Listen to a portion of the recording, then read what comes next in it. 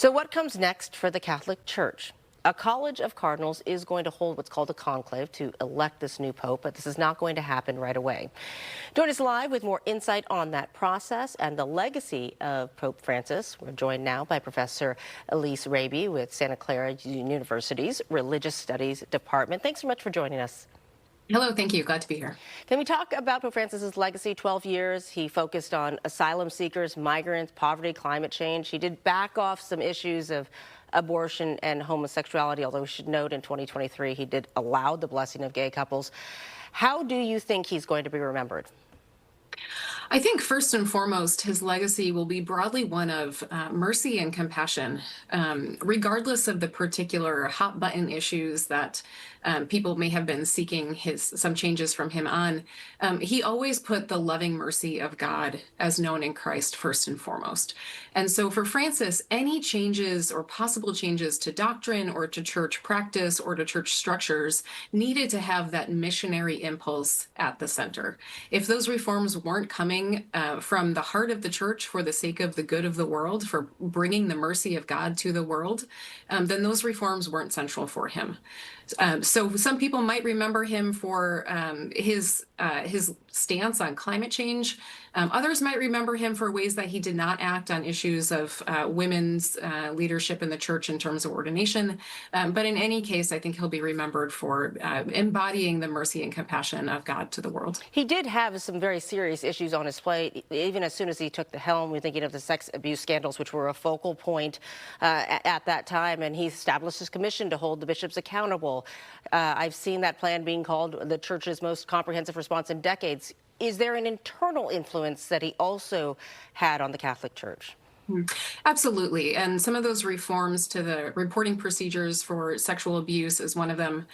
He also unveiled a reform of the Roman Curia, which is the Vatican's bureaucratic structure, in 2022 with the document entitled Predicate Evangelium, Preach the Gospel.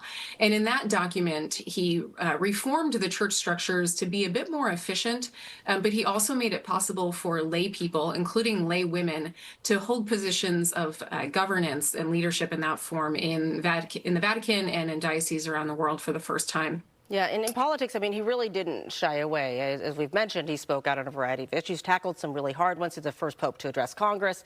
He met with 3 U.S. presidents, including President Trump. I mean, he just met with Vice President J.D. Vance yesterday.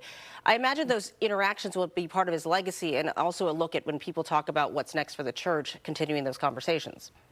Yeah, I agree. And I think one of the other main areas of his legacy will be the work that he's done to create a more synodal church. And this word synodality refers basically to a process of governing the church that is much more deliberative and consultative and collaborative than it typically has been in the past. So that's another way in which we've seen Francis's influence kind of pervade the church around the world, including local churches in the Diocese of San Jose. And that is one of the kind of things that we'll be looking at in the election of his successor to see how this new trajectory of synodality might move forward. Yeah, can you talk about that process of choosing the next successor? I mean, certainly it happens in a confidential setting, but certainly people look at how you balance the political, the spiritual, whether it's progressive, traditional, and really where in the world you pick the next pope to come from. Right. The terms that we use in the U.S. context of progressive or conservative or liberal or traditional don't really map on to church politics in the way that they do in the U.S. context. So I think it's a bit more helpful when kind of looking at the College of Cardinals and who might become the next pope is to think about ways in which Pope Francis's reforms might be continued or might be possibly taken a step back or so. But the way that a conclave will unfold is that it will begin probably in the next 2 weeks or so, once all the cardinals have time to arrive in Rome, and it will take place over usually a few days over multiple rounds of voting on ballots.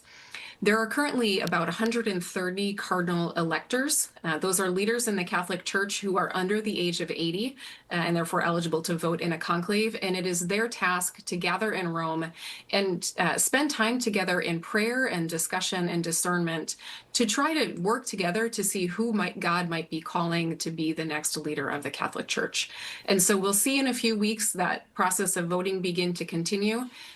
begin. It will continue until someone has reached a 2/3 majority among the cardinals. And at that point, we'll see the white smoke come from the Vatican, from the chimney coming out of the Sistine Chapel, which will announce to the world that a new pope has been chosen. And we saw that process unfold 12 years ago, and we will see that process unfold in the coming weeks.